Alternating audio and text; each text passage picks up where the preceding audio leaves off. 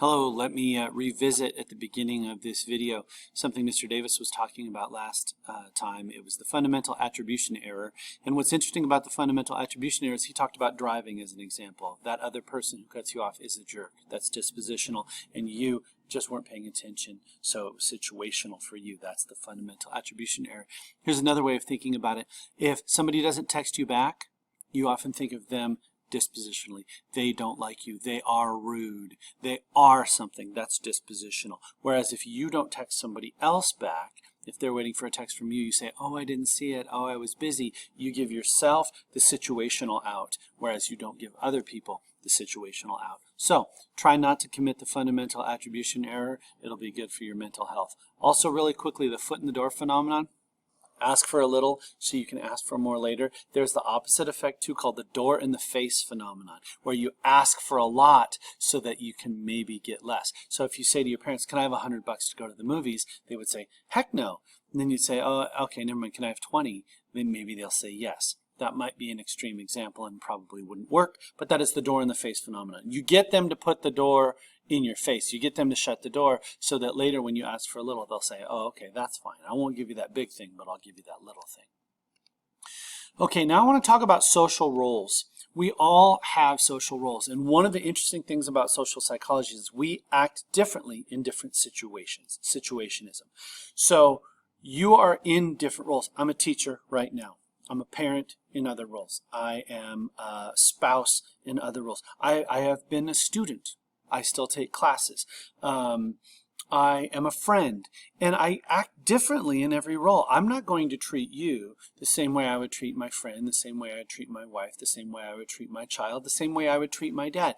Each one of those is a separate role. So I want you to really think, and if we were in class, maybe I'd have you do this, and maybe we will later, not right now. But think about all the roles you fulfill. Even if you are an athlete, you fulfill a role on a team. Are you more of a supporter? Are you more of a leader? Everybody has predefined roles. And within those roles, we have scripts.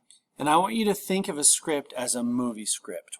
How are you supposed to behave in your role? What am I supposed to do as a teacher? How am I supposed to introduce the class? How am I supposed to behave as a parent when certain things happen? The best way to think of a script is think of the way dates worked in 50s style movies. There used to be a lot more scripts that we could all agree on in life. There aren't as many anymore. But a date.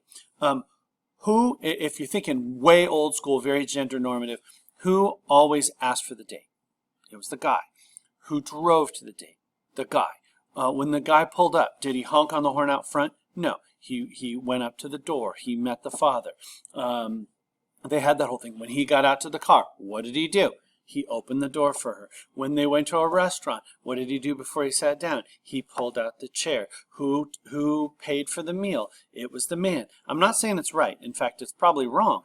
But the whole point that I'm trying to make is there were scripts. We knew how we were supposed to behave in a certain situation. We do have a fair number of scripts that we have in our lives, and you're going to see coming up in a little bit. But I want you to think of a script that you may have. I mean, think electronically when you're entering a meeting, even right now.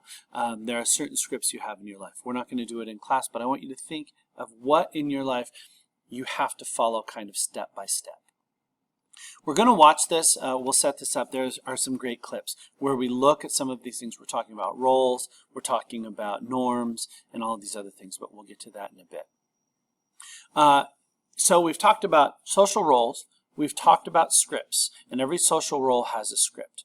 Now we're going to move to maybe one of my top 5 favorite concepts in social psychology.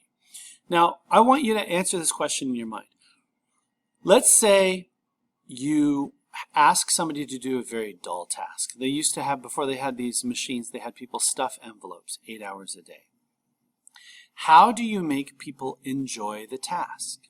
You make people enjoy the task by paying them more or paying them less.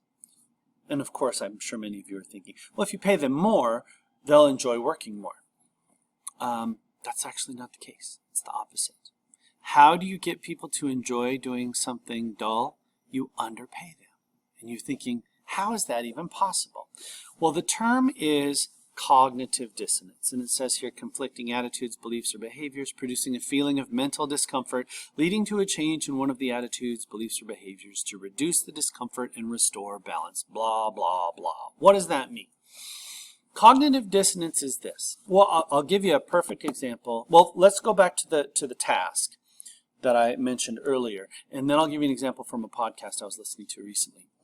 So, if you are doing a dull task and you have to do it for 8 hours a day, you say, well, it's a dull task, but at least I'm getting paid $25 an hour to do it. Great. Then there's no conflict. But here's the deal. Let's say you're stuffing envelopes for 8 hours a day and you're getting paid $1 an hour. You have a belief and a behavior that are in conflict. You're saying, this is dull and I'm not getting paid very much. That's dissonance. Like in music where two notes don't quite go together, you go, oh, those don't work together. Consonance is the opposite dissonance. So they are in conflict with each other. I'm getting paid $1 an hour and it's also not fun. So you have to do one of two things. You either have to change your belief or your behavior. What is the easiest thing to do? The easiest thing is to change your belief. Changing your behavior is tough. Now, I'm going to give you another example. I was listening to a podcast about vegetarianism. They're working on the hall out there. Now, here's the deal. I was listening to this podcast, and boy, as I was hearing about how animals were treated and all these other things, I thought, I really need to just stop eating meat as much as I can. That's hard. Or I could say, oh, it's probably not so bad. Oh, these animals are probably not treated as poorly as I think. I'm sure this chicken that I'm eating was treated well and every other chicken was treated poorly. What's easier to change? Your behavior or your beliefs?